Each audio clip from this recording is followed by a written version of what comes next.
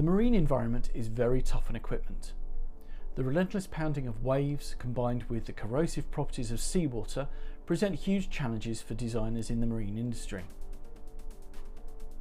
Modern technology allows shipbuilders to equip even the smallest craft with highly sophisticated equipment. Radar and vision systems, communication and navigation devices are routinely mounted to the exterior of boats and ships around the world. This means that sensitive electronics must be protected from exposure to seawater. Connectors are necessary to provide power, data and signal inputs for all of these devices, but they are potential weak points in the protective enclosure of deck-mounted equipment. So it is important to understand how the marine environment will affect materials. Seawater is highly damaging to a wide range of metals.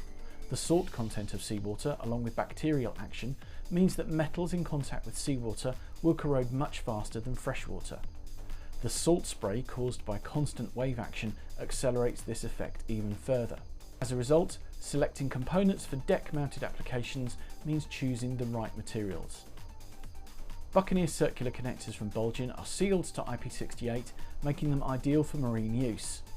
They are available with stainless steel shells, which are at far less risk of damage caused by saltwater than conventional connector materials. Its high tensile strength means that it can resist the pounding of high seas. For applications where stainless steel is too heavy, or in sheltered locations not vulnerable to the impact of water, the polyamide shells of standard Buccaneer connectors are also an ideal choice. Unaffected by saltwater corrosion, these connectors are suitable for use on both large vessels and inshore craft, where high reliability and high performance can save lives.